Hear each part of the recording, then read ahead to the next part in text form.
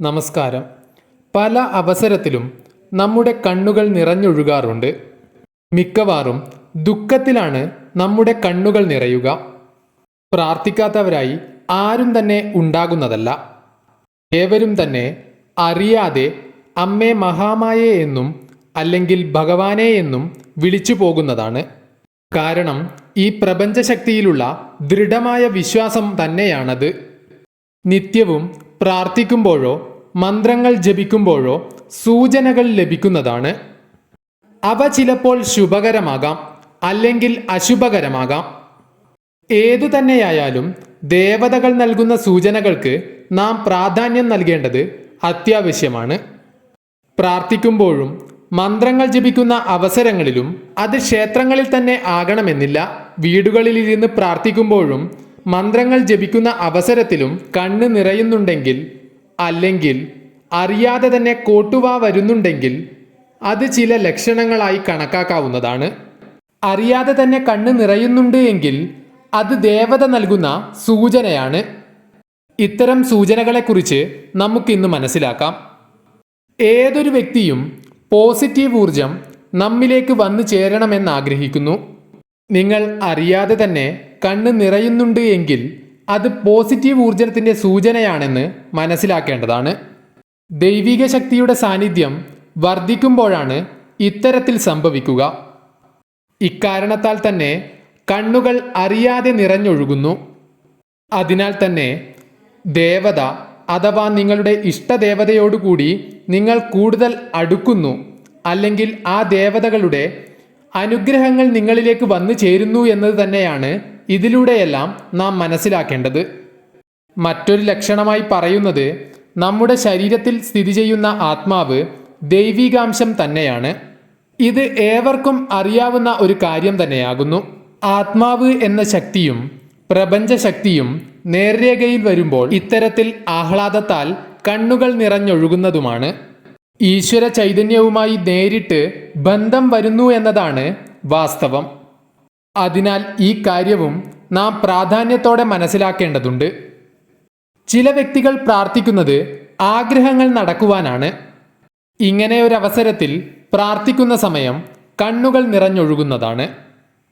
ഇത്തരത്തിൽ സംഭവിക്കുന്നു എങ്കിൽ അത് ശുഭകരമായ ഒരു സൂചനയായി കണക്കാക്കാവുന്നതാണ്. നിങ്ങളുടെ മനസ്സിലുള്ള ആഗ്രഹം ഉടനെ തന്നെ നടക്കും, അല്ലെങ്കിൽ അതിനായുള്ള അവസരം വന്നുചേരും എന്നുള്ള സൂചന തന്നെയാണ് ഇതെന്ന് മനസ്സിലാക്കാവുന്നതാണ്. ദേവത അഥവാ നിങ്ങളുടെ ഇഷ്ടദേവത നിങ്ങളുടെ പ്രാർത്ഥന കേട്ടു എന്നുള്ളതിൻ്റെ ഉത്തമമായ സൂചന തന്നെയാണിത്. അതിനാൽ നിങ്ങൾക്ക് ആഗ്രഹ സാഫല്യം നടക്കുവാൻ പോകുന്നു എന്ന് തന്നെ അർത്ഥമാക്കാം. ഓരോ വ്യക്തികൾക്കും ഒരു ഇഷ്ടദേവത ഉണ്ടാകുന്നതാണ്. ഒരേപോലെ ഇഷ്ടാനിഷ്ടങ്ങൾ ഉള്ളവരെ കണ്ടെത്തുക എന്നുള്ള കാര്യം പ്രയാസകരമാണ്. അതിനാൽ തന്നെ ഒരേ ദേവതയെ തന്നെ വ്യക്തികൾ ആരാധിക്കണമെന്ന് നിർബന്ധിക്കുവാൻ സാധിക്കുന്നതല്ല. ചിലർക്ക് ചില ദേവതകളുമായി ഒരു പ്രത്യേക അടുപ്പം വന്നു ചേരുന്നതാണ്. ഇത് ചിലപ്പോൾ മുജ്ജന്മത്തിലെ ബന്ധത്താലോ അല്ലെങ്കിൽ ജന്മജന്മാന്തരങ്ങളായുള്ള ബന്ധത്താലോ വന്നു ചേരുന്ന ബന്ധമായിരിക്കാം. ഇക്കാര്യം നാം ചിലപ്പോൾ തിരിച്ചറിയണമെന്ന് പോലുമില്ല. അതായത് നമ്മുടെ ഓർമ്മകളിലേക്ക് ഇത്തരമൊരു ബന്ധം വന്നു ചേരണമെന്നില്ല എന്നത് തന്നെയാണ് വാസ്തവം. അതിനാൽ തന്നെ നമ്മൾ നമ്മുടെ ഇഷ്ടദേവതയ്ക്ക് മുന്നിൽ എത്തുമ്പോൾ തന്നെ നമ്മുടെ കണ്ണുകൾ നിറഞ്ഞൊഴുകുന്നു എന്നുള്ളത് സത്യമായ ഒരു കാര്യമാണ്. ഇത്തരത്തിൽ പല വ്യക്തികൾക്കും അവരുടെ ജീവിതത്തിൽ സംഭവിക്കാറുണ്ട്. ഇത്തരത്തിൽ കണ്ണു നിറയുന്നതും ഒരു ശുഭകരമായ സൂചന തന്നെയാണ്. ഇഷ്ടദേവത നൽകുന്ന സൂചന തന്നെയാണെന്ന് പറയാം. ഇഷ്ടദേവത നമ്മോട് കൂടെ തന്നെ എന്നും ഉണ്ട് എന്നുള്ളതിൻ്റെ ഒരു സൂചനയായി കണക്കാക്കാം. മറ്റു ചിലർ സന്തോഷത്താൽ കണ്ണു നിറയുന്നവരാണ്. പല അവസരങ്ങളിലും സന്തോഷത്താൽ കണ്ണു നിറയും എന്നുള്ളത് വാസ്തവമായ കാര്യമാണ്. ചിലർക്ക് സൽക്കർമ്മത്താൽ പെട്ടെന്ന് തന്നെ ജീവിതത്തിൽ സന്തോഷം വന്നു ചേരുന്നതാണ്. ഭക്തി കൊണ്ട് പെട്ടെന്ന് തന്നെ ജീവിതത്തിൽ ഉയർച്ച ഉണ്ടാകുവാനുള്ള സാധ്യതയുമുണ്ട്. നമ്മുടെ കർമ്മങ്ങളിൽ ദേവത സന്തുഷ്ടരാണെങ്കിൽ ദേവതയുടെ സന്തോഷം നമ്മളിലും നിറയുന്നതാണ്. അതിനാൽ തന്നെ ദേവതാ തൃപ്തിയാലും സന്തോഷത്താലും ഒരു വ്യക്തിയുടെ കണ്ണുകൾ നിറഞ്ഞൊഴുകുമെന്നുള്ളത് വാസ്തവമായ കാര്യമാണ്. അതായത് ഇഷ്ടദേവതയുടെ സമക്ഷം എത്തുമ്പോൾ, അല്ലെങ്കിൽ ഇഷ്ടദേവതയെ സ്മരിക്കുമ്പോൾ, അല്ലെങ്കിൽ ഇഷ്ടദേവതയോട് പ്രാർത്ഥന നടത്തുമ്പോൾ, അതല്ലെങ്കിൽ ഇഷ്ടദേവതയുടെ മന്ത്രങ്ങൾ ജപിക്കുമ്പോൾ ഇത്തരമൊരു കാര്യങ്ങൾ പ്രകടമാവും എന്ന് തന്നെ പറയാം. ഇത്തരത്തിലുള്ള കാര്യങ്ങൾ നിങ്ങളുടെ ജീവിതത്തിൽ സംഭവിക്കുന്നു എങ്കിൽ നിങ്ങൾ ഭാഗ്യശാലികൾ എന്ന് തന്നെ പറയാം. പലപ്പോഴും ദേവതകളുടെ സ്നേഹം വ്യക്തികൾ തിരിച്ചറിയണമെന്നില്ല. ഭക്തരും ദേവതയും തമ്മിൽ ഒരു പ്രത്യേക സ്നേഹബന്ധം ഉണ്ട് എന്നുള്ളത് വാസ്തവമായ കാര്യമാണ്. ദേവതകളുടെ സ്നേഹം എന്ന് പറയുന്നത് മാതാപിതാക്കൾ നമ്മോട് കാണിക്കുന്ന സ്നേഹം തന്നെയാകുന്നു. അത്രയും പരിപാവനമായ സ്നേഹം തന്നെയാണ് അത് എന്ന് പറയാം. എന്നാൽ ഇത്തരത്തിൽ ദേവത നൽകുന്ന സ്നേഹം ഭക്തർ പലപ്പോഴും തിരിച്ചറിയണമെന്നില്ല. എന്നാൽ നമ്മിലെ ദൈവാംശമായ ആത്മാവ് ഈ സ്നേഹം തിരിച്ചറിയുന്നു. അതിനാൽ ഇത്തരത്തിൽ ഓരോ വ്യക്തികൾക്കും സംഭവിക്കുന്നതാണ്. അത് ചില വ്യക്തികളിൽ പ്രകടമാകുന്നത് അറിയാതെ കണ്ണുകൾ നിറയുന്നതിലൂടെയാകാം. മറ്റു ചില ലക്ഷണങ്ങളും ജീവിതത്തിൽ വന്നുചേരും എന്നുള്ളത് വാസ്തവമാണ്. കണ്ണ് നിറയുന്നുണ്ട് എങ്കിൽ ഈ ഒരു കാരണത്താൽ കൂടിയാണ് എന്ന് അർത്ഥമാക്കാം. പരമോന്നതമായ ശക്തിയാലാണ് ഈ പ്രപഞ്ചം തന്നെ അഥവാ സൃഷ്ടി തന്നെ നിലനിൽക്കുന്നത് എന്നുള്ള കാര്യം എല്ലാവർക്കും അറിയുന്നതാണ്. ഈ ശക്തിയെ പരബ്രഹ്മം എന്ന് തന്നെയാണ് നാം വിളിക്കുന്നത്. ഈ പരമോന്നത ചൈതന്യം എല്ലാ വ്യക്തികളിലും നിറയുന്നു എന്നുള്ളത് വാസ്തവമാണ്. അത് നമുക്ക് ചുറ്റും പ്രകടമാവുകയും നമുക്ക് കാണുവാൻ സാധിക്കുന്നതുമാണ്. ഇത്തരമൊരു ചൈതന്യം അഥവാ ആ ശക്തി നമുക്ക് ചുറ്റിലും ഉണ്ട് എന്ന് അറിയുന്ന നിമിഷം നമ്മുടെ കണ്ണുകൾ അറിയാതെ നിറഞ്ഞു പോകുന്നതാണ്. ധ്യാനം, മന്ത്രം തുടങ്ങിയ കാര്യങ്ങൾ ചെയ്യുമ്പോൾ ഒരു വ്യക്തിയിൽ പോസിറ്റീവ് ഊർജം പെട്ടെന്നു തന്നെ വന്ന് നിറയുന്നതാണ്.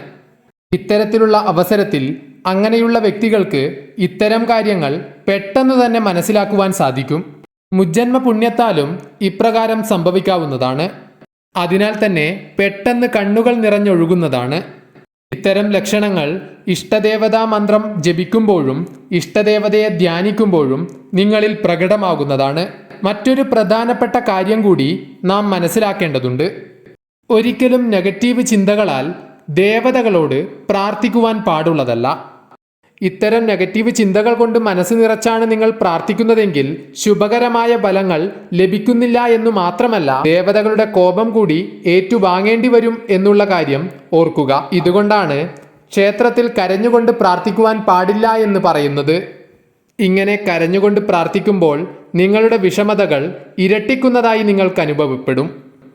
അതിനാൽ നിങ്ങൾ ഒരിക്കലും അറിഞ്ഞുകൊണ്ട് കരയുവാൻ പാടുള്ളതല്ല. എന്നാൽ അറിയാതെ കണ്ണുകൾ നിറയുന്നത് ശുഭകരമായ കാര്യം കൂടിയാകുന്നു. അതിനാൽ അറിയാതെ കണ്ണു നിറഞ്ഞു പോയാൽ മേൽപ്പറഞ്ഞ ഫലങ്ങൾ നിങ്ങളുടെ ജീവിതത്തിൽ വന്നുചേരും. ചിലർക്ക് ഇങ്ങനെ സംഭവിക്കണമെന്നില്ല. അതിനർത്ഥം ഇനി ഇങ്ങനെ സംഭവിക്കുകയേ ഇല്ല എന്നല്ല. തീർച്ചയായും നിങ്ങൾക്കും ജീവിതത്തിൽ ഇത്തരം അനുഭവങ്ങൾ വന്നു ചേരുന്നതാണ്. അതിനായി നിങ്ങൾ ഇഷ്ടദേവതാ മന്ത്രം നിത്യവും ജപിക്കേണ്ടതാകുന്നു. സാധിക്കുന്ന അവസരങ്ങളിലെല്ലാം ഇഷ്ടദേവതാ ക്ഷേത്രങ്ങളിൽ ദർശനം നടത്തുവാൻ ശ്രമിക്കുക. ദേവതയുടെ ഇഷ്ടവഴിപാടുകൾ നടത്തുകയും ചെയ്യുക. ഇത്തരം കാര്യങ്ങൾ ചെയ്യുന്നതിലൂടെയെല്ലാം നിങ്ങളിലും ഈശ്വര ചൈതന്യം വർദ്ധിക്കും എന്നുള്ള കാര്യം മനസ്സിലാക്കുക. യാതൊരുവിധ ദുഷ്ചിന്തകളും ഇല്ലാതെ ഇഷ്ടദേവതയെ പ്രാർത്ഥിക്കുക. ജീവിതത്തിൽ നന്മകൾ നിറഞ്ഞ മാറ്റങ്ങൾ ഉണ്ടാവുക തന്നെ ചെയ്യും.